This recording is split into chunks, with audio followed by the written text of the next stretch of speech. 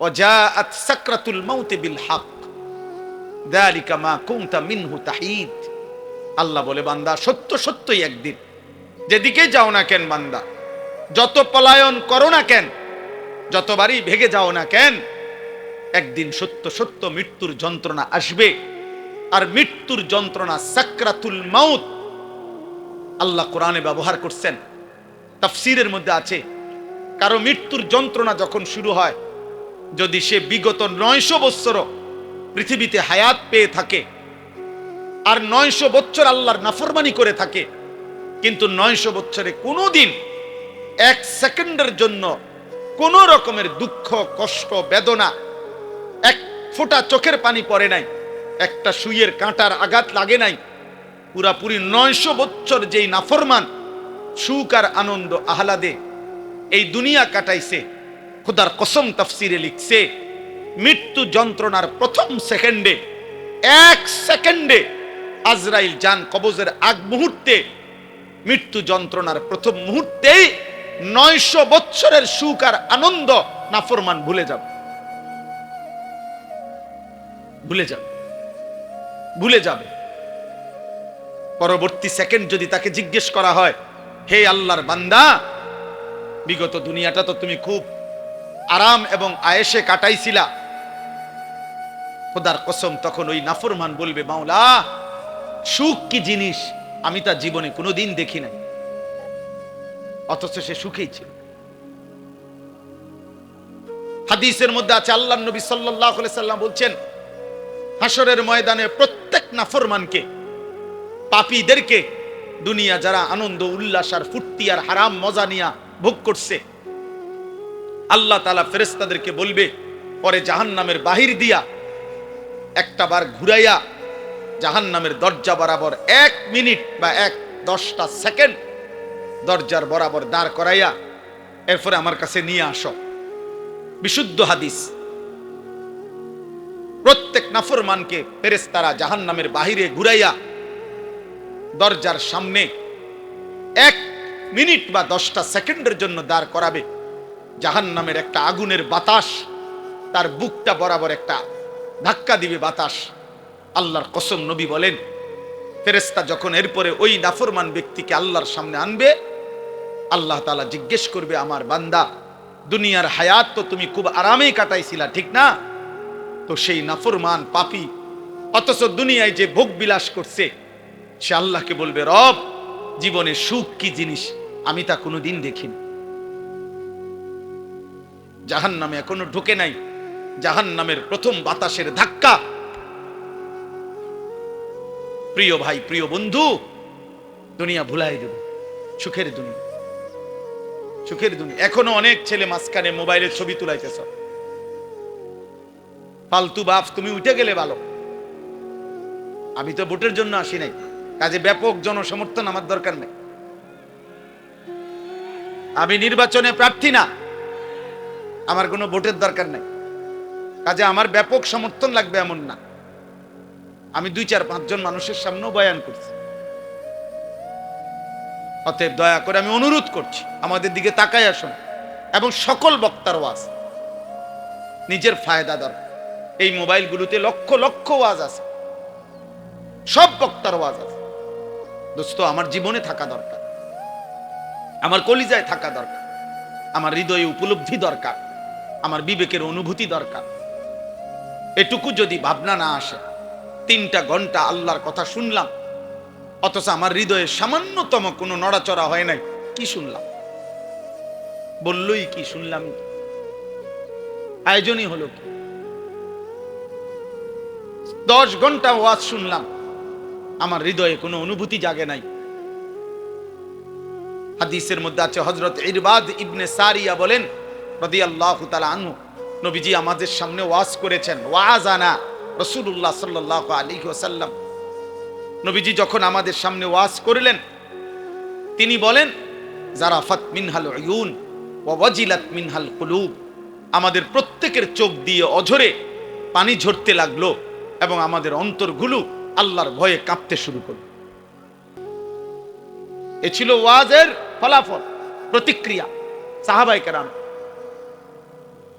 এই জন্য দোস্ত, আমরা প্রত্যেকেই এই কথা মনে রাখতে হবে, আমরা মরেই যাব। মৃত্যুর যন্ত্রণার এক মুহূর্ত আমাদের দুনিয়া সব ভুলাই দিবে। হযরত নূহ আলাইহিস সালামের জামানার ওনার একজন বংশধরকে ঈসা আলাইহিস সালাম কবর থেকে তুলছিলেন। ঈসা নবীর জামানায় কিতাবের মধ্যে আছে, ঈসা নবী তখন নূহ আলাইহিস সালামের বংশধরকে জিজ্ঞেস করছিল, আপনি দুনিয়াতে কতদিন হায়াত পাইছিলেন? তিনি বলছেন 450 বছর। তখন ঈসা আলাইহিস সালাম জিজ্ঞেস করছে, হে নূহ নবীর বংশধর, আপনার চুল দাড়ি সাদা হইছে কোন বছর? 450 বছরের ভিতরে। নূহ আলাইহিস সালামের বংশধর বললেন, হে নবী ঈসা, আল্লাহর কসম 450 বছরে আমার চুল দাড়ি কোনোদিন সাদা হয় নাই। মৃত্যু পর্যন্ত আমার চুল দাড়ি 450 বছর কালোই ছিল। কিন্তু আল্লাহর কসম নবী ঈসা, মালাকুল মউত আজরাইল যখন আমার জান কবজ করতে শুরু করে, এই জান কবজের এই কয়েক সেকেন্ডের কষ্টে আমার চুল দাড়ি 450 বছরের কালো চুল দাড়ি সাদা হয়ে। দোস্ত আমার কাছে কিতাব আছে গাড়িতে, ওয়াজাআত সাকরাতুল মাউত বিল হক। ওই কিতাবের মধ্যে আছে নবীজির বিখ্যাত একজন সাহাবী হযরত আমর ইবনুল আস রাদিয়াল্লাহু তাআলা আনহু, অনেক বড় জলিলুল কদর সাহাবী ছিলেন। ইসলামের ইতিহাসে রাসূলুল্লাহ সাল্লাল্লাহু আলাইহি সাল্লামের সাহাবাদের মধ্যে সবচেয়ে বড় যোদ্ধা যারা ছিলেন তার মধ্যে উনি একজন। মিশর বিজেতা, মিশর যিনি বিজয় করেছিলেন, হযরত আমর ইবনে আস, ওনার ইন্তেকালের পূর্ব মুহূর্তে যখন উনি মৃত্যু সজ্জায়, ওনার মৃত্যু যন্ত্রণা শুরু হয়েছে, সাকরাতুল মাউত, ওনার ছেলে কিতাবে লিখছে আব্দুল্লাহ ইবনে আমর ইবনুল আস, ছেলেও সাহাবী ছিলেন, বাপ্পু দুইজনই সাহাবী ছিলেন। ওনার ছেলে আব্দুল্লাহ এই মৃত্যুর পূর্ব মুহূর্তে ওনার আব্বা আমর ইবনে আস রাদিয়াল্লাহু তাআলা আনহুকে জিজ্ঞেস করলেন, আব্বা এই মুহূর্তে মৃত্যু যন্ত্রণা আপনার কাছে কেমন মনে হচ্ছে? আপনি আমাকে একটু বলেন।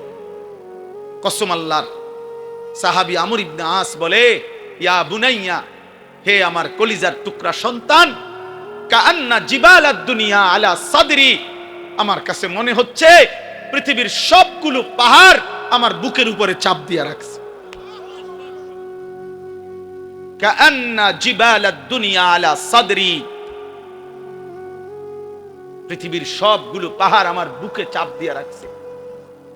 ওয়া কাআন্নি আতানাফাসু মিন সাকবিল ইবরা, আর তিনি বলে, বাপ আমার, সন্তান আমার মনে হয় আমি যেন সুইয়ের ছিদ্র দিয়া একটু নিঃশ্বাস নিতেছি।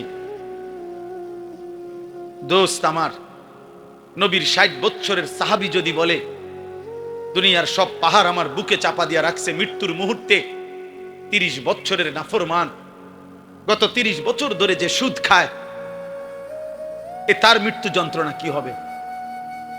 365 দিনে খোদার এক বছরে যে কোনোদিন 5 ওয়াক্ত নামাজ পড়ে না, সেই নাফরমানের মৃত্যু যন্ত্রণা কেমন হবে? বছরের পর বছর যারা হারাম খায়, হারাম উপার্জন করে, মিথ্যা বলে, হারাম রোজগার করে, বছরের পর বছর যারা বেপর্দা, বছরের পর বছর যারা রাতের পর রাত যুবক, নারী, ছবি, অস্থি দৃশ্য, উলঙ্গ নাচ গান, মোবাইলের অসভ্যতা নিয়ে ব্যস্ত আছো, বাপ তুমি বাপ যদি মরে যাও, মৃত্যুর মুহূর্তে তোমার যন্ত্রণা কেমন হবে? কেমন হবে? সাথী আমার, দোস্ত আমার, বন্ধু আমার, আমি অনুরোধ করছি আজ এই 2 দিন ব্যাপী তাফসীরুল কোরআন মাহফিলে আমি ছোট ভাই, আমি অনুরোধ করলাম, কবর ভুলে গেলে চলবে না, মৃত্যু ভুলে গেলে চলবে না। ভুলে গেলে কেউ থাকতেও পারে নাই, অহংকার করে কেউ থাকতে পারে নাই, নাফরমানি করে কেউ থাকতে পারে নাই, আল্লাহর হাত থেকে কেউ ছুটতে পারে নাই, আল্লাহর বাঁধন থেকে কেউ ছুটতে পারে নাই। বাপ আয়াহসাবু আল্লাহ ইয়ারাহু আহাদ, আল্লাহ বলে আমার বান্দা কি জানে না? সে কি ভেবেছে তাকে কেউ দেখে না? আমার থেকে ছুটবা কেমনে বান্দা? কুনতুম تعملون صدق الله مولانا العظيم وقال نبينا صلى الله عليه وسلم أكثروا ذكر هادم اللذات اللهم صل على محمد وعلى آل محمد كما صليت على إبراهيم وعلى آل إبراهيم إنك حميد مجيد اللهم بارك على محمد وعلى آل محمد كما باركت على إبراهيم وعلى آل إبراهيم إنك حميد مجيد سبحانك لا علم لنا إلا ما علمتنا إنك أنت العليم الحكيم الحمد لله আল্লাহ পাক রব্বুল ইজ্জত জুল জালাল ওয়াল ইকরামের ফজল কারাম রব্বুল আলামিনের অপরিসীম ইহসান মেহেরবানি দয়া আল্লাহ তাআলা আমাদেরকে আজ 5 ডিসেম্বর 2025 রোজ শুক্রবার কুমিল্লা জেলা মুরাদনগর উপজেলাধীন ঐতিহ্যবাহী কোম্পানিগঞ্জ বাজার ফল ব্যবসায়ী সমিতির উদ্যোগে আজকের এই 2 দিন ব্যাপী 26তম বার্ষিক তাফসীরুল কোরআন মাহফিলে প্রথম দিনে এই পর্বে আল্লাহ তাআলা আমাদেরকে আসবার বসবার আল্লাহর জন্যই অংশগ্রহণ করার তৌফিক দান করেছেন আলহামদুলিল্লাহ। প্রিয় ভাই নওজোয়ান, দয়া করে আল্লাহর কথা বসে শুনলে ভালো। দোস্ত, এটা তো আল্লাহর কথার প্রতি আদব, এটা কোনো জনসভা না, নির্বাচনী প্রচারণা না, ভোটের কোনো ক্যাম্পেইন না।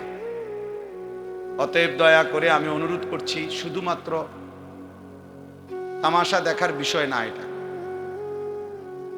যে যতক্ষণই শোনেন, 1 মিনিট হোক 2 মিনিট হোক 10 মিনিট হোক আর 10 ঘন্টা হোক, দয়া করে প্রত্যেকেই বসে শোনেন। মাটির মানুষ মাটিতে বসলে লজ্জার কিছু নাই, অপমানের কিছু নাই। এজন্য ভাইয়া প্রত্যেককে বলছি, প্রত্যেক দয়া করে আদবের সাথে মহব্বতে বসেন। যদি একান্তই কেউ বসতে রাজি না হন তাহলে চলে যান। দয়া করে আমি অনুমতি দিলাম। যদি মনে করেন তামসা দেখতে আসছেন তো তামসা তো দেখলেন, এখন অনুগ্রহপূর্বক চলে গেলে ভালো হবে। জি ভাই, এটা বসতে হবে। এই যে আপনারা ফয়সালা করতে হবে, আপনারা বসতে হবে। জায়গা আছে, কেন বসবেন না বলেন? পিছনে যান, নওজোয়ান ভাই পিছনে যাও, ভাই প্রত্যেকে পিছনে যান, বসেন। একজনও দাঁড়ায় থাকবেন। এই যে কালো গেঞ্জি বউ ভাই, 1 মিনিট হোক। আমার কথা হলো যে হুজুর আমি আসছি 5 মিনিট শুনবো, 5 মিনিটে কোনো আপত্তি নাই। 5 মিনিট বসে শোনেন, 1 মিনিট বসে শোনেন, আমি অনুরোধ করছি। এটাও জরুরি আমাদের জন্য। হযরত জিবরাইল আলাইহিস সালাম প্রিয় নবী সাল্লাল্লাহু আলাইহি ওয়াসাল্লামের কাছে মানুষের সুরতে ওহী নিয়ে যতবার আসতেন ততবার নবীজির সামনে এসে বসতেন, এবং প্রত্যেকবার বসতেন কিভাবে? এতটা মনোযোগ দিয়ে বসতেন, মুখোমুখি হয়ে। হাদিসে স্পষ্ট আছে, ফাসনাদা রুকবাতাইহি ইলা রুকবাতাইহি, অর্থাৎ জিবরাইলের 2 হাঁটু রাসূলুল্লাহ সাল্লাল্লাহু আলাইহি ওয়াসাল্লামের 2 হাঁটু মুখোমুখি একদম বরাবর করে বসতেন। তো যদি আমার 2 হাঁটু বরাবর, আরেকজন হাঁটু 2টা মুখোমুখি করে বসে, তাহলে বুক এটাও বরাবর, চেহারা এটাও বরাবর। এতটা বরাবর করে বসতেন, এরপরে নবীজির সাথে কথা বলতেন। এই জন্য আমাদের এই আখলাক দরকার। এটা সুন্নাত, এটা আমল, এটা আদব। আল্লাহর কথা শুনবার ক্ষেত্রে দোস্ত, শুধু কেবল বক্তা দেখলাম, কিছুক্ষণ শুনলাম, চলে গেলাম, এটা যেন না হয়। এটা যেন না হয়। কারো সুর ভালো, কারো টান ভালো, কারো হুঙ্কার ভালো, কারো ঝংকার ভালো, কেউ চিৎকার দিলে ভালো, কেউ কান্দা কান্দা কইলে ভালো, কেউ হাসাইলে ভালো। দোস্ত আমার, এটা কোনো মাহফিলের বিবেচ্য বিষয় না। এটা কোনোভাবেই ইনসাফের কথা না যে আমি শুধু এরকম কোনো একটা কিছুর জন্য অপেক্ষা করলাম, সুর দিলে আসি, নাইলে নাই, টান দিলে আসি, চিৎকার দিলে আসি, নাই তো নাই। না বাপ, আল্লাহর কথা এর জন্য না। কোরআনুল কারীমের মধ্যে আল্লাহ তাআলা বারবার এটা বলছেন, লাআল্লাকুম তাযাক্কারুন। কেন আমার কথা নাজিল করছি? আল্লাহ তাআলা বলেন যেন তোমরা উপদেশ গ্রহণ করতে পারো। লাআল্লাকুম তাযাক্কারুন, ইয়াইযুকুম লাআল্লাকুম তাযাক্কারুন। আল্লাহ বলেন আমি ওয়াজ করছি যেন তোমরা উপদেশ গ্রহণ করতে পারো। লাআল্লাহুম ইয়াত্তাকুন, আমার বান্দারা যেন আল্লাহকে ভয় করতে পারে। লাআল্লাকুম তাত্তাকুন, যেন তোমরা মুত্তাকি হতে পারো। এইভাবে কোরআনে বলছে লাআল্লাহুম ইয়াতাফাক্কারুন, যেন আমার বান্দারা ভাবতে পারে। বহু আয়াত আছে কোরআনের এই কথা, যে আল্লাহ চায় বান্দা তুমি আমার কথা থেকে ভাবো, আমার বন্ধুর আখলাক থেকে ভাবো, ফিকির করো, চিন্তা করো, ভাবনা করো। ফাতাবিরু ইয়া উলিল আবসার, আল্লাহ নিজে বলছে হে চোখওয়ালারা তোমরা ভাবো। ফাতাবিরু ইয়া উলিল আলবাব, হে বিবেক বুদ্ধিওয়ালারা তোমরা ভাবো। ইন্নামা ইয়াতাযাক্কারু উলুল আলবাব, আল্লাহ বলেন আমার কোরআন থেকে বিবেকবানরা উপদেশ গ্রহণ করে। আল্লাহ বলছেন লাকাদ কানা ফি কাসাসিহিম ইবরাতুল লিউলিল আলবাব। আমি আল্লাহ পিছনের যতগুলো ঘটনা কোরআনে বলছি, নূহ নবীর ঘটনা, মূসা নবীর ঘটনা, নমরুদের ঘটনা, ফেরাউনের ঘটনা, আল্লাহ বলেন এগুলো কিচ্ছা বলছি আর অবসর সময় পার করছি এজন্য না, বরং ইবরাতুল লিউলিল আলবাব, প্রত্যেকটা বিবেকবান বুদ্ধিমানের জন্য যেন উপদেশ হয়, নসিহত হয়। কোরআনুল কারীমের মধ্যে আছে আল্লাহ বলছেন মূসা নবীকে, ভাইয়া তোমরা বসতে হবে, এই ছেলেরা, এই মোবাইলওয়ালা ছেলে বসো তুমি। দোস্ত আমি অনুরোধ করি, একটা ছেলেও, আমার হাত জোড় অনুরোধ তোমাদের কাছে, মোবাইল হাতে ধরে ভিডিও বা রেকর্ড করবে না কেউ, আল্লাহর ওয়াস্তে। এই মাহফিল আমি যখন কর্মজীবনের শুরু আমার, আমি তখন থেকে চিনি এই মাহফিল। এই মাহফিলে আমি নিজে শ্রোতা হয়ে ওয়াজ শুনছি, এইখানে বসে ওয়াজ শুনছি আমি। এটা ফল ব্যবসায়ীদের মাহফিল, ঐতিহ্যবাহী মাহফিল, আলহামদুলিল্লাহ। অল্প কয়েকজন ব্যবসায়ী মনে করেন আফেল উফুল বেচে, কিন্তু আল্লাহর দ্বীনের একটা ফিকির ধারাবাহিক করাতে আজকে তারা পুরো অঞ্চলের জন্য ব্র্যান্ড, তারা একটা প্রতীক। হাজারো মানুষ অপেক্ষায় থাকে যে ফল ব্যবসায়ীদের মাহফিলটা কোন দিন হবে। তাইলে কিছু অল্প মানুষ হোক, সামান্য হিম্মত হোক, কিন্তু আল্লাহর পথে লেগে গেলে, শুরু করলে একদিন আল্লাহ এটাকে অনেক দূর আগায় দেয়। এটা একটা গুরুত্বপূর্ণ বিষয়, গুরুত্বপূর্ণ বিষয়। এই জন্য দোস্ত আমি অনুরোধ করছি, আমরা প্রত্যেকে একজনও 2 দিন ব্যাপী এই মাহফিলের লাখ লাখ টাকা খরচ, কারো 10 টাকা, কারো 5 টাকা, কারো কষ্টে ভেজা টাকা, সারাদিন দামাদামি মুলামুলি করে এরপরে অর্জন করা বেচারার লাভের কয়টা টাকার থেকে সে এখানে মাহফিলে দিছে, আখেরাতের আশায় দিছে। আমরা ভিডিও করমু, মোবাইল করমু, ছবি তুলমু, বুট বেচা হবে, বাদাম বেচা হবে, চটপটি বেচা হবে। প্রিয় ভাই, প্রিয় বাবা, এর জন্য এত বড় মাহফিল সাজানো হয় নাই। এটা ইনসাফ না বাপ, এটা ইনসাফ না। 10 লাখ টাকা যদি খরচ হয়, তাহলে এই 5-10 লাখ টাকার মাকসাদ এটা নয়, বরং আখেরাত। আখেরাত, পরকালের একটু সঞ্চয়, আখেরাতের একটু পুঁজি, আখেরাতের পুঁজি। এই জন্য দোস্ত আমি অনুরোধ করছি প্রত্যেকে, আমার কথা হলো মোবাইল চালাবার দরকার তো আপনি বাইরে যান, আল্লাহর কথা দিল দিয়ে শুনেন, দরদ নিয়ে শুনেন।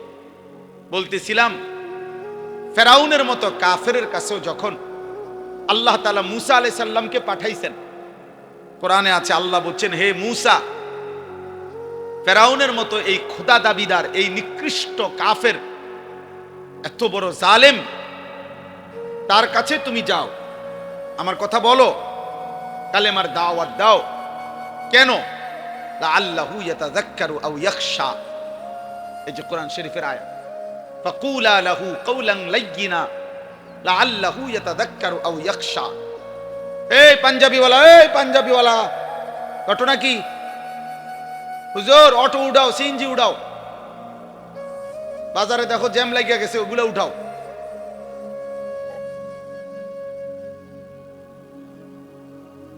এই জন্য বললাম, আল্লাহ তাআলা বললেন মূসাকে, তুমি ফেরাউনের কাছে আমার দাওয়াত দাও, কালেমার কথা বলো। কেন? লাআল্লাহু ইয়াতাযাক্কারু আও ইয়াখশা, হয়তো সে উপদেশ গ্রহণ করবে অথবা আমি আল্লাহকে ভয় করব। তাহলে ফেরাউনের মতো একজন নিকৃষ্ট কাফের শেষ পর্যন্ত সে কি ঈমান আনছে? কথা বলেন না। কিন্তু তবুও আল্লাহ তাআলা তার কাছেও যখন পেশ করছে দিন, মুসা নবীকে পাঠাইছেন, বলছে আমি আল্লাহর উদ্দেশ্য, হয় সে উপদেশ গ্রহণ করবে নয়তো আমি আল্লাহকে ভয় করব। তাহলে পৃথিবীর নিকৃষ্ট কাফেরের কাছেও আল্লাহর দিন পৌঁছানোর উদ্দেশ্য একটাই, উপদেশ গ্রহণ, আল্লাহকে ভয় করা। তো সেখানে আমাদের কাছে আল্লাহর দিন পেশ করার মাকসাদ কি? তামাশা শুধু? তাইলে আপনি বক্তা যাচাই করে কি লাভ? যে অমুক বক্তার সুরটা ভালো হইছে, অমুক বক্তারে এটা ভালো হইছে। আমার ভাই, এটা দিয়ে হবে কি? এটা দিয়ে কি হবে? আখিরাত দরকার, আখিরাত দরকার, আখিরাত দরকার। আপনি যদি বুঝেন তবুও আখিরাত হবে, আপনি যদি না বুঝেন তবুও আখিরাত। ভুলে গেলেও আখিরাত হবে, স্মরণে থাকলেও আখিরাত হবে। গোলামি করলেও আখিরাত হবে, নাফরমানি করলেও আখিরাত হবে। সেজদা দিতে দিতে কেউ আব্দুল কাদের জিলানী হলেও মরে যাবে, নাফরমানি করতে করতে কেউ ফেরাউন নমরুদ হলেও মরে যাবে। কোরআনুল কারীমের 21 নম্বর পারা, কোরআনুল কারীমের 32 নম্বর সূরা, সূরায়ে সাজদা। এই যে আমরা যে সেজদা দেই নামাজে, এই সেজদা, এই সূরাটার নাম। এই সূরার 5টা আয়াত, 10, 11, 12, 13, 14, 15, না 14, 10, 11, 12, 13, 14, এই মোট 5টি আয়াত আমি আপনাদের সামনে তেলাওয়াত করেছি। এই আর অল্প একটু সময় ইনশাআল্লাহ। আমার মূলত বয়ান করার কথা ছিল মাগরিব বাদ, আমার ব্যক্তিগত সমস্যার কারণে আমি আব্দুল কুদ্দুস ভাইকে বলছিলাম এশার নামাজের পরে বয়ান করব। অল্প একটু সময় আমি আপনাদের সামনে এই 5টা আয়াতের সংক্ষিপ্ত একটু কথা পেশ করতে চাই। তাফসিরুল কোরআন মাহফিলের একটা বড় বৈশিষ্ট্য কোরআনুল কারীমের তাফসির, কোরআনুল কারীমের তাফসির হওয়া। কোরআনুল কারীমের তাফসিরের ক্ষেত্রে লক্ষণীয় বিষয় হলো, প্রত্যেকটা বিবেকবান মুসলমানের লক্ষ্য রাখতে হবে, যিনি কোরআনুল কারীমের তাফসির করছেন তার কথার মধ্যে, তাফসিরের মধ্যে 6টি জিনিস থেকে কথা থাকতে হবে। তাফসিরুল কোরআন হইতে হবে, কোরআনুল কারীমের প্রথম তাফসির করতে হবে কোরআনেরই ভিন্ন কোনো আয়াত দ্বারা। আমি এই আয়াতের তাফসির করবেন তো কোরআনের অন্য আয়াত দ্বারা। কোরআনুল কারীমের দ্বিতীয় তাফসির হবে রাসূলুল্লাহ সাল্লাল্লাহু আলাইহি ওয়াসাল্লামের কথা, কাজ, বক্তব্যের দ্বারা। কোরআনুল কারীমের তৃতীয় তাফসির হবে সাহাবায়ে কেরামের বক্তব্যের দ্বারা। কোরআনুল কারীমের চতুর্থ তাফসির হবে সাহাবাদেরকে যারা ঈমানের সাথে দেখছেন, সাহাবাদের থেকে দ্বীন শিখছেন যারা তাবিঈন, তাদের বক্তব্যের দ্বারা। কোরআনুল কারীমের পঞ্চম তাফসির হতে হবে আরবি ভাষায়, বিশুদ্ধ আরবি ভাষায় এই শব্দ যেই অর্থে ব্যবহৃত হয় ওই ব্যবহারের আলোকে কোরআনুল কারীমের ষষ্ঠ তাফসীর হইতে হবে। যিনি বলতেছেন তিনি পূর্ণ ঈমান আমল তাকওয়া সহ সুস্থ পক্ষপাত মুক্ত আকলে সালিম সুস্থ সুন্দর স্বাভাবিক আমল আখলাক ওয়ালা আকলের অধিকারী কিনা সেটা লক্ষ্য কর। বুঝেন নাই কথা? আকলে সালিম হওয়া। এই জন্য পৃথিবীতে এই 6টি মূল সূত্র থেকে বিচ্ছিন্ন কথা যত সুন্দরী হোক, জাকজমকই হোক, যত চমৎকারী হোক, সেটা তাফসীরুল কোরআন হতে পারে না। তাফসীরুল কোরআন হইতে পারে না। ব্যক্তিগত কথা, নিজস্ব চেতনা, পূর্বসূরীরা কে কি বলছেন এত কিছুর দরকার নাই। আমি বুঝছি এইটা, আমার মত এইটা। এই কথার উপরে রাসূলুল্লাহ সাল্লাল্লাহু আলাইহি সাল্লামের কথা, সাহাবাদের কথা, তাবিঈনের কথা, আরবি ভাষার বিশুদ্ধ রীতির কোনো কথা এগুলো নাই। এগুলো বাদ দাও। আমি যেটা বলছি এটা আমি কি কম বুঝি নাকি? না, আপনি কিচ্ছুই বোঝেন না। আপনি ঘোড়ার ডিম বোঝেন, আপনি ঘোড়ার ঘাস বোঝেন, আপনি কিছুই বুঝেন না। বুঝতেন তো এটা বুঝতেন যে পূর্ববর্তীদের বক্তব্যের আলোকে, রাসূলুল্লাহ সাল্লাল্লাহু আলাইহি সাল্লামের আলোকে আপনার ব্যাখ্যা করা উচিত ছিল। এজন্য কোরআনুল কারীমের মধ্যে আল্লাহ তাআলা বলছেন, হে বন্ধু আমার, নবী আমার, কোরআনুল কারীমের অক্ষর হুবহু আমি আল্লাহ যেভাবে নাজিল করেছি হুবহু শতভাগ নিখুঁত মুখস্থ রাখা আপনার অন্তরে, এটা আমি আল্লাহর দায়িত্ব। আপনি যখনই পড়তে চাইবেন, আপনার উম্মতের সামনে পড়তে পারা, আপনার এই যোগ্যতা, এই তৌফিক আমি আল্লাহর দায়িত্ব। যখনই আপনি ব্যাখ্যা করতে চাইবেন, আমি আল্লাহ কি বুঝাইতে চাইছি, এটা যদি আপনি বিশ্লেষণ করতে যান, সেই বিশ্লেষণটাও বলে দেওয়া আমি আল্লাহর দায়িত্ব।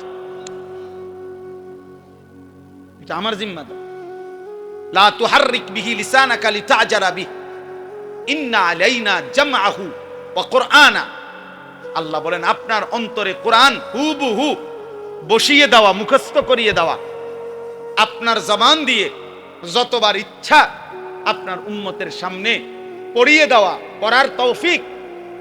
এর একটু পরে আছে সুম্মা ইন্না আলাইনা বায়ানা। এই বায়ানা মানে অর্থ হলো, বায়ান মানে হলো ব্যাখ্যা, তাফসীর। অতঃপর এই আয়াতগুলোর তাফসীর, ব্যাখ্যা, বিশ্লেষণ বলে দেওয়া, তিনটাই আমি রব আমার নিজ হাতে নিলাম। সুবহানাল্লাহ, সুবহানাল্লাহ। এজন্য রাসূলুল্লাহ সাল্লাল্লাহু আলাইহি সাল্লামের প্রতি শব্দ, প্রতি উচ্চারণ, প্রতি বাক্য সব কিছু রব কর্তৃক, আল্লাহ কর্তৃক নিয়ন্ত্রিত। তিনি যখন হাসতেন তো ঠিক কতটুকু হাসবেন এটা আল্লাহ তাআলা নবী সাল্লাল্লাহু আলাইহি সাল্লামকে সাজিয়ে দিয়েছে।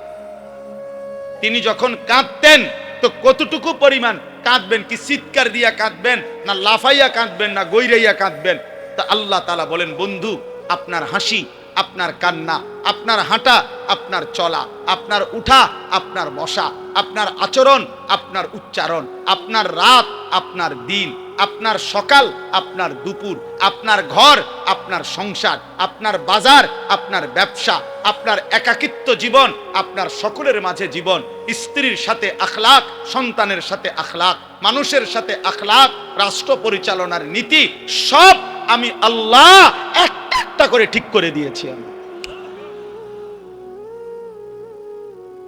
নবী সাল্লাল্লাহু আলাইহি সাল্লাম বাথরুমে বাম পা দিয়ে ঢুকতেন কেমনে? কেন? সাহাবায়ে কেরাম বুদ্ধি দিছে এই জন্য। ডান পাও দিয়া বের হইতেন কেন? ওই কয়েকজনের তুই জিগাইল হইছে কোন পাও দিয়া বের হইলে ভালো হয় এরপরে নাকি? না না, আল্লাহ ফয়সালা দিছে, আল্লাহ ফয়সালা দিছে। ওয়া ইন্নাকা লা আলা খুলুকিন আযীম। আল্লাহ কসম করে বলেছেন, বন্ধু আমার, দোস্ত আমার, আমি আল্লাহ কসম করে বলছি আপনাকেই আমি আল্লাহ তাআলা চরিত্রের সম্পূর্ণ সর্বোচ্চ আখলাকের নীতি, নৈতিকতা, চরিত্র, ব্যবহার, আখলাক, উত্তম আচরণ বলতে যা বুঝায় সবকিছুর সর্বোচ্চ মাত্রা, পূর্ণ শিখর আমি আপনাকে দিয়েই, সর্বোচ্চ পূর্ণাঙ্গ চরিত্র আখলাক দিয়েই সাজিয়ে আমি আল্লাহ আপনাকে পাঠিয়েছি। আচে খুবা হামা দারান্দ তু তনহা দার। আল্লামা ইকবাল এর জন্য বলছে, হে নবী মুহাম্মদ, ১.৫ লক্ষ নবী এবং রাসূলের যত গুণ, যত সিফাত, সব যদি সব নবীর মুজিজা আদম থেকে ঈসা আপনার একার মাঝে যদি তালাশ করি, আচে খুবা হামা দারান্দ তু তনহা দারি, আপনি একাই সব, আপনি একাই সব। আপনার হাসিও সেরা, আপনার কান্নাও সেরা, আপনার সব সুন্দর, সব সুন্দর, সব সুন্দর, সব সুন্দর।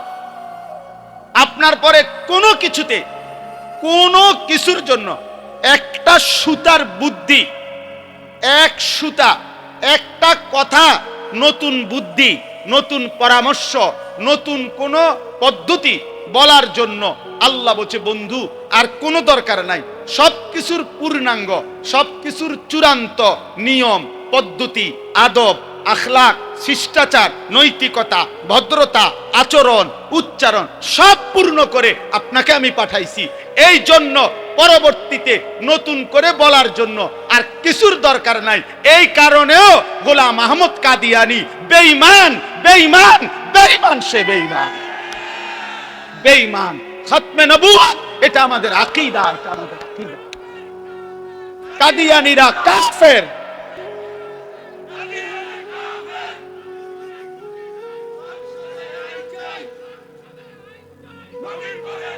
এটা নিশ্চিত, এটা মনে রাখ। তুই গোলাম আহমদ কাদিয়ানী ভণ্ড, বেঈমান, মুশরিক, মুনাফিক। এই দালাল, ইংরেজের দালাল ছিল এই দালাল।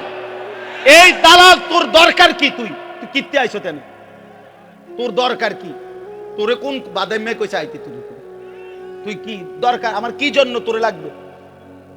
ঈমান, ইসলাম, আখলাক, ইলম, আমল, তাকওয়া, পরহেজগারি, আখিরাত জীবন চলার জন্য আমার নবী বাথরুমে কেমনে ঢুকবে, বাথরুম থেকে কেমনে বের হইতে হবে, কয়টা ঢিলা ব্যবহার করতে হবে, স্বামী স্ত্রীর মিলনের আগে কি দোয়া পড়তে হবে, ফরজ গোসল কেমনে করতে হবে, রাত 2টার গোসল কেমনে করতে হবে, একাকী জীবন কেমন, সবার মাঝে জীবন কেমন, সবই তো তিনি শতভাগ পরিপূর্ণ বলে গেছেন। তোর দরকার কি? এই ভণ্ডের দরকার কি বলেন? নতুন কারো দরকার আছে আর আমাদের? তুমি আইসু কিত্তা হুদা ফালতু কোথাকার। আপনারা জানেন না তো, যারা এই মেহনত সারা বাংলাদেশে করছেন আজকে দীর্ঘদিন যাবত, জনাব আব্বাসী সাহেব দামাত বারাকাতুহুমুল আলিয়া, তিনি সহ আরো শীর্ষ বুজুর্গ, অসংখ্য উলামায়ে কেরাম বছরের পর বছর ধরে এই মেহনত করছেন। এটা একটা যৌক্তিক মেহনত, এটা একটা যৌক্তিক আন্দোলন।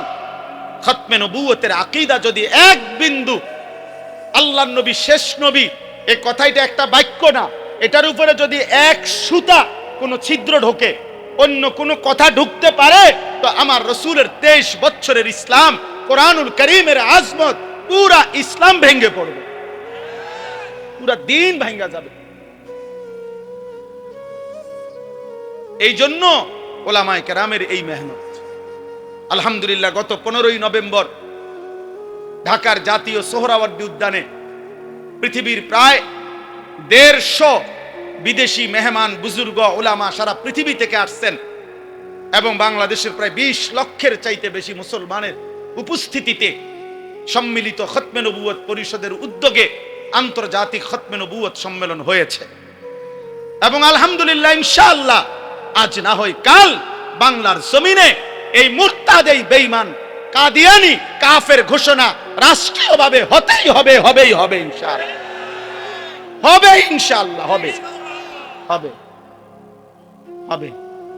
আল্লাহ রসুলকে যতবার যতজন বিদ্রুপ করছে, শেষ পর্যন্ত অপমানিতই হয়েছে, অপমানিতই হয়েছে।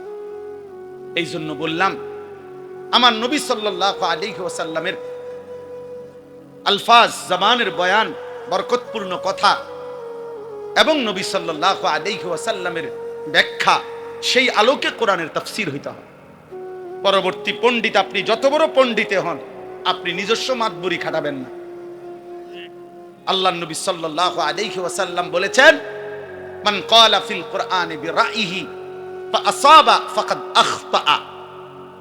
যে ব্যক্তি কোরআনের ব্যাপারে আমি রাসূল যা বলি নাই, আমার সাহাবা বলে নাই, আমার আল্লাহ যা বলতে চায় নাই, বরং নিজের মন গড়া কিছু বলে দিল কোরআনের নামে, অতঃপর যদি দেখতে মনে হয় ভালোই বলছে, আল্লাহর নবী বলছেন ফাকাদ আখতা, সে ভুল বলছে, গুনাহ করেছে, গুনাহ। এই জন্য আমি অনুরোধ করব, কোম্পানিগঞ্জ বাজার ফল ব্যবসায়ী সমিতির এই ঐতিহাসিক তাফসীরুল কোরআন মাহফিলে ইনশাআল্লাহ আপনারা আপনাদের মুরব্বীদের পরামর্শ নিয়ে আগামী দিনে আরো পরিকল্পিত গঠনমূলক, আমি আজকে একদিন সুযোগ পাইছি, এই জন্য বললাম, আমার আবেদন আমি করে যাই। আবেদনটা হইল আল্লাহর কোরআনের ইনশাআল্লাহ আজকে হয়তো আব্দুল কুদ্দুস ভাই তারা আপনারা একদিন থাকবেন, আপনাদের পরবর্তীরা করবে ইনশাআল্লাহ। কিন্তু মনে রাখবেন, কোরআনুল কারীমের তাফসীরের ধারাবাহিকতা, কোরআনুল কারীমের পূর্ণাঙ্গ তাফসীর শুরু থেকে শেষ পর্যন্ত করব। মনে করেন এই স্বপ্ন নিয়া, এই আশা নিয়া আপনারা যদি শুরু করতে পারেন, মালিক চাইলে যেদূর যাওয়ার যাবে, যত বছর যাওয়ার যাবে, কিন্তু আশা করা যায় আল্লাহ তাআলা আজরে আজিম মহা পুরস্কার দান করবেন। এই জন্য আমি আবেদন করলাম, আপনারা দয়া করে ফিকির করেন যে ইনশাআল্লাহ আমরা এই 2 দিন ব্যাপী তাফসীরুল কোরআন মাহফিলের যতজন বক্তা আলোচনা করবেন, তো ইনশাআল্লাহ ইচ্ছে করলে কোরআনুল কারীম থেকে নির্ধারিত আয়াত ধারাবাহিকভাবে বলা সম্ভব। সম্ভব কিনা বলেন? সম্ভব, এটা সম্ভব। আল্লাহর বান্দারা অপেক্ষায় থাকবে বছরের এই 2 দিন, যে ইনশাআল্লাহ আমরা কোরআনুল কারীমের গত বছর ওইখান থেকে শুনছি, এবার এখান থেকে শুনব। আমার শায়েখ আরিফ বিল্লাহ আল্লামা মুফতি মুশতাকুন নবী কাসিমি হযরত দামাত বারাকাতুহুম নোয়াখালীতে 5 দিন ব্যাপী ধারাবাহিক তাফসীরুল কোরআন মাহফিল করে, এবং আরো অনেক জায়গায় বাংলাদেশের অনেক বুজুর্গ আছেন 15 দিন ব্যাপী, 17 দিন ব্যাপী, 5 দিন ব্যাপী, 7 দিন ব্যাপী কোরআনের ধারাবাহিক তাফসীর এরকম খোলা মাহফিলে করতেছেন। অনেকের, আমি একজন আলেমকে, বুজুর্গকে দেখছি, উনি আমারে নিজে বলছেন এবং আমি খবরও নিছি, বলছে দীর্ঘ 27 বছরের অব্যাহত তাফসীরের বরকতে আল্লাহ তাআলা আমার জবানে এই এক জায়গায় আল্লাহর কোরআনের তাফসীর শেষ করাইছে। হতে পারে কিনা? কোন দিন প্রজন্ম হতে পারে, আজ আমরা কেউ থাকবো না, হয়তো 50 বছর পরে, 100 বছর পরের কেউ তারা শুনবে যে আমাদের পূর্বপুরুষরা শুরু করে গেছিলেন, আজ আমরা শেষটা শুনলাম। আজ আপনারা শুনছেন আলহামদুলিল্লাহ সূরা, 100 বছর পরের কেউ শুনবে মিনাল জিন্নাতি ওয়ান নাস। সেদিন ওরা গর্ব করবে যে আমাদের পূর্বপুরুষ শুরু করে দিয়েছেন বরকতেই তো আজ আমরা শেষটা পাই না। আল্লাহ তৌফিক দান করেন, আল্লাহ কবুল করে নেন। আমার ভাই চলেন আমার আয়াতের তাফসীর তরজমাটুকু শুনেন। আল্লাহ তাআলা বলেন, এখানে যেই 5টা আয়াত, এই 5টা আয়াতের বিস্তারিত তাফসীর না, বরং সংক্ষিপ্ত 2টা কথা, অল্প একটু কথা বুঝানোর উদ্দেশ্য। 1 নম্বর কথা হলো, রাসূলুল্লাহ সাল্লাল্লাহু আলাইহি ওয়াসাল্লাম মক্কার জমিনে যখন কালেমার দাওয়াত দিতেন, ইসলামের দাওয়াত শুরু করলেন, তো মক্কার কুরাইশ কাফেরদের কাছে প্রত্যেক নবীর, মনোযোগ দিয়ে শুনতেছেন তো, বুটখানা বন্ধ তো, মোবাইল টিফা বন্ধ তো, আর বুট খাইয়েন না, বাঁচতে 2 দিন মাহফিলের পরে আলগা জায়গা দিয়ে বুট খান, বলেন ইনশাআল্লাহ। আল্লাহ আপনাদেরকে খুব বুট খাওয়ার তৌফিক দান করেন। জি চলেন। তো আপনার মক্কার কুরাইশরা, কাফেররা রাসূলুল্লাহ সাল্লাল্লাহু আলাইহি সাল্লাম যখন দাওয়াত শুরু করলেন, তো প্রত্যেক নবীর দাওয়াতের একটা বৈশিষ্ট্য ছিল, প্রত্যেক নবী তাদের অনুসারীদেরকে যখন মানুষকে আল্লাহর দিকে ডাকতেন, তো আল্লাহর দিকে ডাকার ক্ষেত্রে আল্লাহর প্রতি ঈমান আর আখিরাতের বিষয়টাকে বিস্তারিত তুলে ধরতেন। নবীদের দাওয়াতের মূল বৈশিষ্ট্য ছিল এই 2টা, যে আল্লাহর প্রতি ঈমান আর আখিরাত। মান কানা ইউমিনু বিল্লাহ ওয়াল ইয়াউমিল আখির ইন্নামা ইয়ামুরু মাসাজিদাল্লাহ মান আমানা বিল্লাহি ওয়াল ইয়াউমিল আখির। মানে ঈমানের 7টা বিস্তারিত বাক্য আছে, আপনারা পারেন অনেকে। আমানতু বিল্লাহ ওয়া মালাইকাতিহি ওয়া কুতুবিহি ওয়া রুসুলিহি ওয়াল ইয়াউমিল আখির ওয়াল কদরি খাইরিহি ওয়া শাররিহি মিনাল্লাহি তাআলা ওয়াল বাসি বাদাল মাউত। কয়টা হলো? 7টা। এই 7টা হলো ঈমানের মৌলিক কথা।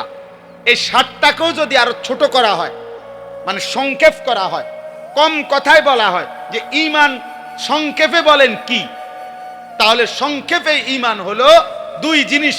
এক হলো আল্লাহর প্রতি ঈমান, 2 আখিরাতের প্রতি ঈমান। এই 2 কথা হলো বেসিক।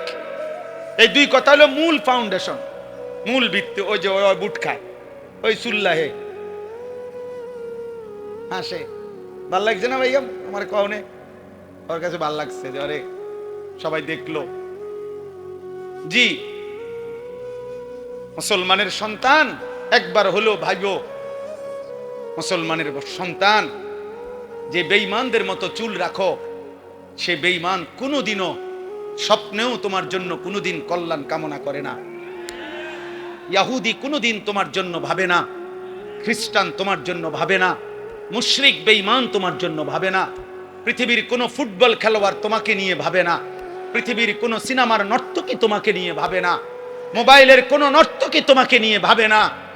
অতএব তোমাকে নিয়ে ভেবেছেন যিনি, তোমাকে নিয়ে কেঁদেছেন যিনি, তোমার আখিরাতের মুক্তি চেয়েছেন যিনি, তোমার জন্য রাত্র দিন চোখের পানি ফেলছেন যিনি, তোমার জন্য সারা রাত চোখের পানি ফেলে কেঁদেছেন যিনি, তিনি মদিনার বন্ধু রাসূলুল্লাহ সাল্লাল্লাহু আলাইহি ওয়াসাল্লাম। তাকে কেমনে ছেড়ে দিলা? তাকে কেমনে ছেড়ে দিলা? 10 বছরও একবারও কোনোদিন জিজ্ঞাসা করলা না যে আমার রাসূল সাল্লাল্লাহু আলাইহি ওয়াসাল্লাম কেমনে চুল রাখতেন? 10 বছরও মুসলমান একবার জিজ্ঞাসা করলা না যে নবীজির সাহাবারা কিভাবে চুল রাখতেন? আহা, কত বেঈমানের মতো তোমরা চুল কাটো।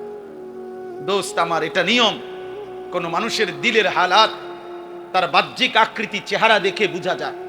মানুষ চেহারার দিকে তাকাইয়াই বলে ভাই আপনার কি মন খারাপ? যদি মন খারাপ হয় সেটা দিলে, কিন্তু চেহারায় প্রকাশ পায়। এজন্য বলে ভাই আপনি তো খুব ফুর্তিতে আছেন মনে হয়। মনে খুব ফুর্তি নাকি? চেহারার মধ্যেই প্রকাশ পায় অন্তরের ফুর্তি। ঠিক তেমনি ভাবে চেহারার এই আকৃতি, খোদার কসম, এটা প্রমাণ করে তোমার হৃদয়ের হালাত।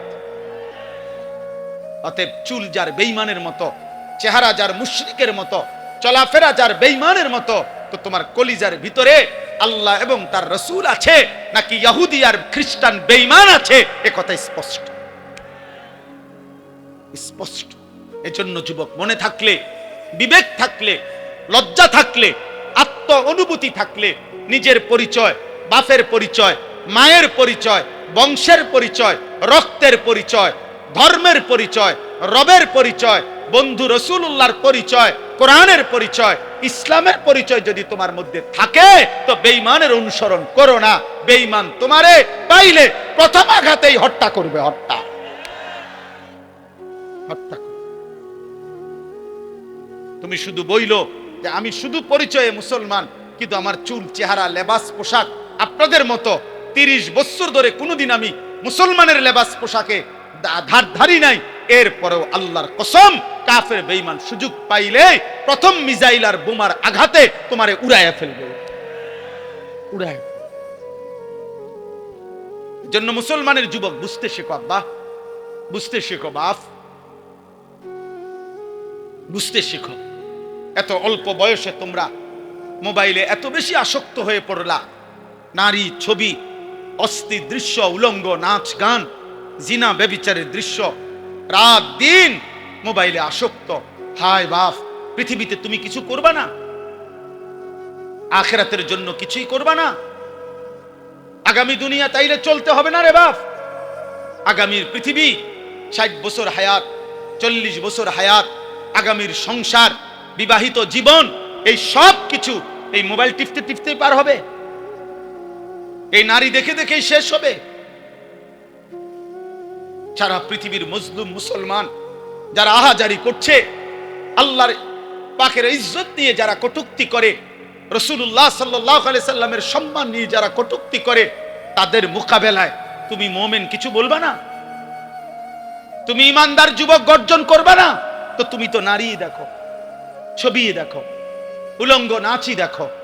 365 দিনে কেউ তোমারে কোনোদিন ফজরের মসজিদে দেখে নাই, তুমি আল্লাহর জন্য জীবন দিবা কেমনে? তুমি নবীর ভালোবাসায় জান দিবা কেমনে? বা ভোরের পাখি তো কোনোদিন তোমাকে দেখে নাই, সকালের আলো তো কোনোদিন দেখে নাই। আল্লাহ আমাদেরকে বিবেক দান করে।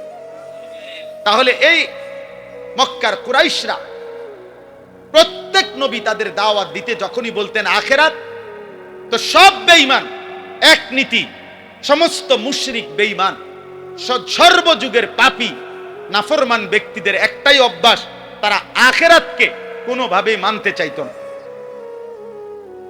এজন্য আমাদের নবীর জামানাতেও মক্কার কাফেররা যখনই নবীজি আখিরাতের কথা বলতেন, তখনই তারা ভিন্ন ভিন্ন পাল্টা যুক্তি দেখাইতো। বলতো মুহাম্মদ হবে না, কবর থেকে কাউকে আবার হাসরের মাঠে নেওয়া, উঠানো, হাসরের মাঠ কায়েম করার জন্য আমাদেরকে আবার উঠাবে, এইটার কোনো সিস্টেমে হইতে পারে না, এটা যুক্তি ধরে না। নাউজুবিল্লাহ। কেন? তারা বলতো ওয়াকালু আইদা দালালনা ফিল আরদ আইন্না লাফি খালকিন জাদীদ। আরো আয়াত আছে বাকি, এটা হলো আমি যেটা পড়ছি। আল্লাহ বলেন এই বেঈমানরা বলতেছে বন্ধু আপনার সামনে কি, যে হে মুহাম্মদ, আমরা যখন মৃত্যুবরণ করে কবরের সাথে মিশে যাব, মাটির সাথে হারিয়ে যাব, আইন্না লাফি খালকিন জাদীদ, আমাদেরকে কি পুনরায় আবার নতুন করে সৃষ্টি করে কবর থেকে পুনরায় হাসরের ময়দানে উঠাবে? এটা কিভাবে সম্ভব? পাবে কই? মনে করেন এখানে 500 বছর আগে কবর ছিল, কথার কথা, এখন 500 বছর পরে হতে পারে এখন এখানে কবর তো দূরে থাক, মাটিও নাই, সাগর, এটা খাল হয়ে গেছে মনে করেন। তাহলে এখন এই লাশ কই, আড্ডি কই, গোশত কই, চর্বি কই, চামড়া কই? মাটিই তো নাই। এমন হইতে পারে না? এমন হইছে না? তো তাইলে কই থেকে আনবো? কই থেকে আনবে?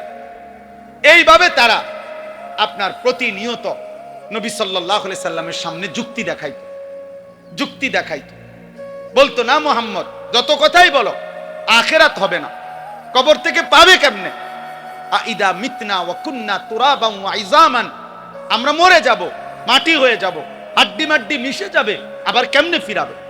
হাদা শাইউন আজীব, কোরআনে আছে। কাফেররা বলতো মুহাম্মদ এটা আশ্চর্য কথা, এটা হবে কিভাবে? কিভাবে সম্ভব?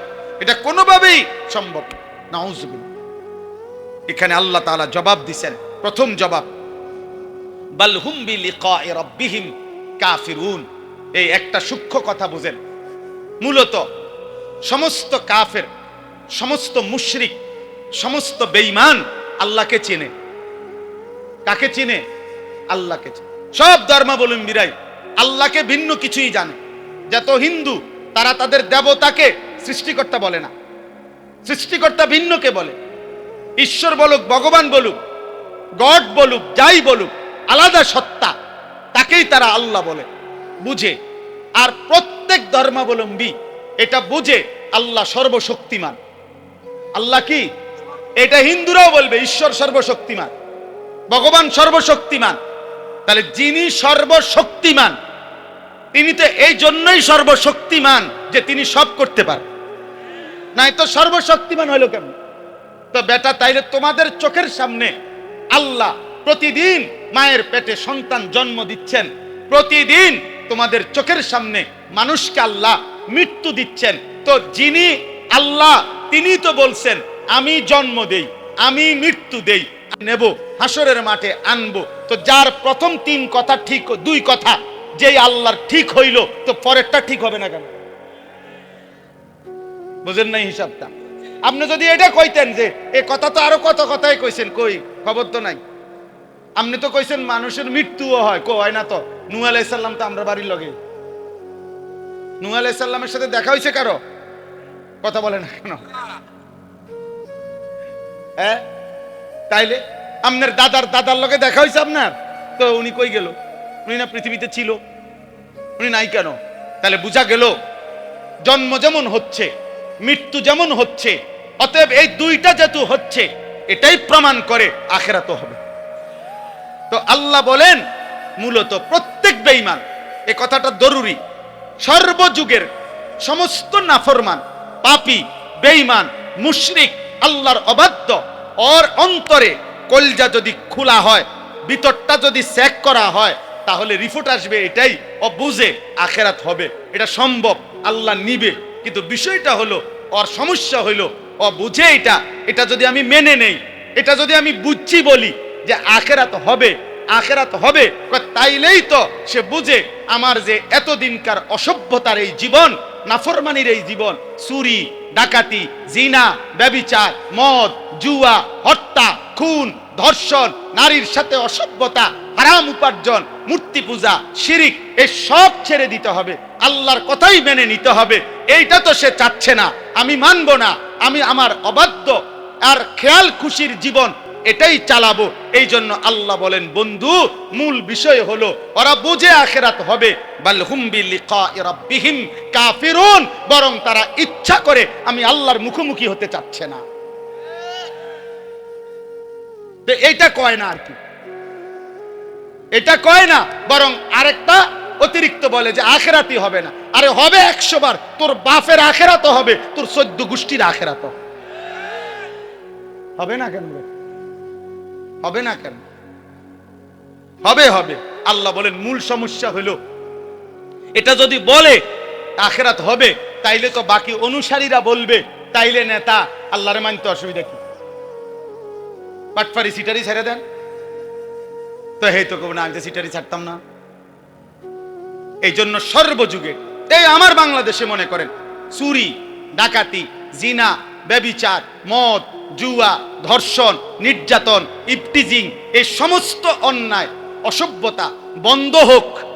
এটা অসংখ্য ভদ্রলোক, অসংখ্য সুশীল, অসংখ্য ভদ্রবেশী মানুষ ওনারা চায় যে এগুলা বন্ধ হয়ে যায়। কিন্তু ওনারা এই মুখে যে চায়, এইটার জন্য ওনারা জানে যে এগুলা যাবতীয় অপরাধ, যাবতীয় পাপ বন্ধ হবে যেই আইন কার্যকর করলে সেটা কোরআন সুন্নাহর আইন।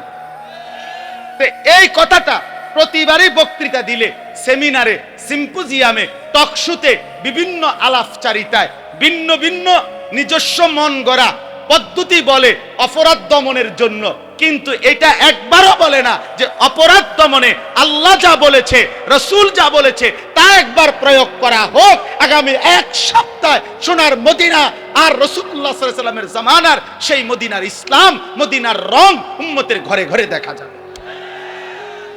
আজ পৃথিবী আরেকবার দেখুক আফগানকে। গোটা পৃথিবী মিয়া 800 কোটি মানুষ আফগানিস্তানের দিকে পুরাপুরি তাকায় আছে, করেটা কি? আর গোটা পৃথিবীকে আফগানের ইমানদার মুসলমান বুড়া আঙ্গুল দেখায় বলছে, তোদের গোটা পৃথিবীর নিয়ম, তন্ত্র, মন্ত্র, আইন, তোদের মানব রচিত সব কিছুকে থুতু মারলাম, আল্লাহর জমিনে আল্লাহর আইন বাস্তবায়ন করলাম। আলহামদুলিল্লাহ, আলহামদুলিল্লাহ। আগামীর পৃথিবীতে ইনশাআল্লাহ দোস্ত, আমি থাকি আর তুমি থাকো, আমি না থাকি আর তোমরা না থাকো, আগামীর পৃথিবীতে মাহদী আসবে, দাজ্জাল প্রকাশ পাবে। এই রইছ ফজরের পরে ইমানদার বিজয় করে ফেলছে। হ্যাঁ হ্যাঁ, খোদার কসম, ফজরের মুসল্লি যারা মাহদীর সৈনিক, তারা ফজরের মুসল্লি যারা দাজ্জালের বিরুদ্ধে লড়বে, তারা ফজরের মুসল্লি যারা পৃথিবীময় ইমানের পতাকা উড়াবে, তারা। তুমি 9টা বাজে উঠতে দেখবা ইমানের কাফেলা কোম্পানিগঞ্জ পার হইয়া, এখন আশা করা যায় ফেনী পার হয়ে গেছে। আপনি আর দৌড় দিয়েও পারতেন। আল্লাহ আমাদের প্রত্যেককে ঈমান দান করেন, তাকওয়া দান করেন। আল্লাহ এবার জবাব দিচ্ছেন। এই 2 মিনিট এবার তরজমা বলেই আমি আমার কথা শেষ করছি। আল্লাহ বলেন, কুল ইয়াতাওয়াফাকুম মালাকুল মাউতিল্লাযী বুক্খিলা বিকুম সুম্মা ইলা রাব্বিকুম তুরজাউন। দোস্ত, এই তরজমাটুকু শুনেন শুধু। আল্লাহ বলেন, হে নবী, আপনি বলে দেন, নিশ্চয়ই তোমাদের প্রত্যেককে আমি আল্লাহর পক্ষ থেকে নির্ধারণ করা আজরাইল, মালাকুল মউত, মৃত্যু ঘটাবেন। তোমরা মানো বা না মানো, মৃত্যু তোমাদের আসবেই, আজরাইল তোমাদের কাছে আসবেই। সুম্মা ইলা রাব্বিকুম তুরজাউন, অতঃপর তোমাদের সকলকে আমি আল্লাহর সামনে হাসরের ময়দানে একত্র করা হবে, ফেরত আনা হবে। আল্লাহ বলেন, এই 2 কথা মানো বা না মানো, তোমরা লুকোচুরি করো আর কৌশল করো আর ৯০০ বলো আর যাই করো, মৃত্যুও হবে, হাসরও হবে। কি কি হবে বলেন? বলেন বলেন, কি হবে? আর কি হবে? আবার বলেন, কি কি হবে? মৃত্যুও হবে, আখিরাতও হবে। হবে তো বাবা? হবে তো যুবক? হবে হবে হবে। ওয়েট ওয়েট, অপেক্ষা করো, হবে। দেখো নারী, দেখো উলঙ্গ ছবি, দেখো এক ওয়াক্ত সেজদা দাও না, এরপরে বেশি কি ভোগ করতেছো? বাতে তো খাও, আর কিটা? বনরুডি আর কি? দুনিয়া কি বেশি ভোগ করলা? পেশাব পায়খানা, ভাত তরকারি, ঘুম আর লজ্জাস্থানের চাহিদা পূরণ। এই নাফরমান, এতটুকু চাহিদা? জীবন যদি হয় ভাত, জীবন যদি হয় খাবার আর পেশাব পায়খানা আর ঘুম আর লজ্জাস্থানের চাহিদা পূরণ, খোদার কসম এটুকু চাহিদা কুত্তারও পূরণ হয়। কুত্তার কুত্তার কুত্তার কুত্তাও খায়, কুত্তাও ঘুমায়, কুত্তাও পেশাব পায়খানা করে, কুত্তারও লজ্জাস্থানের চাহিদা পূরণ হয়, নয়তো কুকুরের বাচ্চা হয় কেমন? অতএব জীবন মানে এতটুকু না রে আব্বা। জীবন মানে গোলামি, জীবন মানে সেজদা, জীবন মানে মালিক চিনা, জীবন মানে মদিনার বন্ধু চিনা, জীবন মানে কোরআন বুকে ধরা, জীবন মানে আল্লাহকে সঙ্গী বানানো। ওয়ালাউ তারা ইদিল মুজরিমুনা নাকিসু রুউসিহিম ইনদা রাব্বিহিম। আল্লাহ এবার হাসরের ময়দানের চিত্র তুলে ধরছে। আল্লাহ বলে, বন্ধু আপনাকে বলে রাখি, আপনি সেদিন দেখবেন সমস্ত পাপী, নাফরমান, মুশরিক, বেঈমান হাসরের দিন, আখিরাতের দিন আমি আল্লাহর সামনে দাঁড়িয়ে থাকবে, মাথাটা নুয়ে লজ্জায় অপমানে আপনার বেইজ্জতিতে মাথা নুয়ে থাকবে। রব্বানা আবসারনা ওয়া সামি'না ফারজি'না না'মাল সালিহান ইন্না মুকিনুন। প্রত্যেক পাপী আল্লাহর সামনে মাথা নুয়ে হাসরের ময়দানে বলবে, আল্লাহ আজ গোটা হাসরের মাঠ আমি নিজ চোখে দেখলাম, আমার নিজ কানে সব কথা শুনলাম, আজ আমি আখিরাত বিশ্বাস করছি পুরাপুরি। অতএব এই হাসরের মাঠ থেকে আমারে আরেকবার দুনিয়ায় পাঠান, এবার গেলে আমি নেক আমল করি। মাশাআল্লাহ, আলাপ দেখছেন নি? আলাপের ডংটা বুঝছেন না? তারে কি ফিটাটা ফিটন দরকার? তার আলাপ কি? এখন যাবে নেক আমল করার জন্য। ওয়ালাউ শি'না লাআতাইনা কুল্লা নাফসিন হুদাহা। আল্লাহ বলে, হায় নাফরমান, আমি তো চাইলে দুনিয়াতেই আমি আল্লাহ তোকে বাধ্য করেই আমার বন্দিগি করাইতে পারতাম। পারতো? কথা বলে না, পারতো? আমাদের এই সকলকে 5 ওয়াক্ত নামাজ পড়াইতে বাধ্য কইরা আল্লাহর পক্ষে সম্ভব? আল্লাহ এটা পারবে তো? কিন্তু যদি এটা আল্লাহ বাধ্য করাইয়াই করে, তো পুরস্কার কিসে? কথা বলে না তো? আর বিচার কি? তো আর জান্নাত জাহান্নাম কি? অতএব আল্লাহ বলেন, ওয়ালাকিন হাক্কাল কাউলু মিন্নি লাআমলা আন্না জাহান্নামা মিনাল জিন্নাতি ওয়ান নাসি আজমাইন। অতএব আমি আল্লাহর চূড়ান্ত ফয়সালা, আজকে আমি আল্লাহ এই নাফরমান পাপী, আজ আমি হাসরের ময়দানে বিচার করব, মাফ করব না। আজ আমি কোটি কোটি জিন আর মানুষ নাফরমান দিয়ে আমার জাহান্নাম পূর্ণ করব, পূর্ণ করব, পূর্ণ করব। আজ মাফ করব না, দুনিয়াতেও যেতে দেব না, জাহান্নামে দেব, জাহান্নাম। ফাযুকু বিমা নাসিতুম লিকা ইয়াউমিকুম হাদা ইন্না নাসিনাকুম ফাযুকু আযাবাল খুলদি বিমা কুনতুম তা'মালুন। আল্লাহ বলে, বান্দা সেদিন দুনিয়ায় থাকতে তুমি আজকের আখিরাতকে ভুলে গিয়েছিলে, আজ হাসরের ময়দানে আমি আল্লাহ তোমাকে ভুলে গেলাম। যা, আজ আর আমি তোমাকে ভুলে গেলাম। অতএব অনন্তকালের জন্য তোমার নাফরমানির বিনিময়ে আযাবাল খুলদ, অনন্তকালের আযাব জাহান্নাম ভোগ করতে থাকো, ভোগ করতে থাকো। দোস্ত আমার, সেদিন আল্লাহ যদি মুখ ফিরায় নেয়, সেদিন আল্লাহ যদি বলে, বান্দা আমি তোকে ভুলে গেলাম, হায় বাপ আমার, ভাই আমার, বন্ধু আমার, নওজোয়ান সাথী আমার, খোদার কসম রে বাপ, আর কেউ থাকবে না, আর কেউ না, আর কেউ না, আর কেউ না। আল্লাহ আমাদেরকে মাফ করে দেন, ঈমানের জীবন দান করেন, উত্তম আখলাক দান করেন, গুনাহ থেকে বাঁচবার তৌফিক দান করেন। চলেন ইনশাআল্লাহ বদলে যাই, বলেন ইনশাআল্লাহ। চলেন বদলে যাই ইনশাআল্লাহ, আল্লাহর গোলামি করব ইনশাআল্লাহ, রাসূলুল্লাহ সাল্লাল্লাহু আলাইহি সাল্লামকে ভালোবাসবো ইনশাআল্লাহ, খতমে নবুয়তের জন্য যা লাগে তা করব ইনশাআল্লাহ। আল্লাহ তাআলা কবুল করেন। কোম্পানিগঞ্জ বাজার ফল ব্যবসায়ী সমিতির এই মাহফিলকে ইসরাফিলের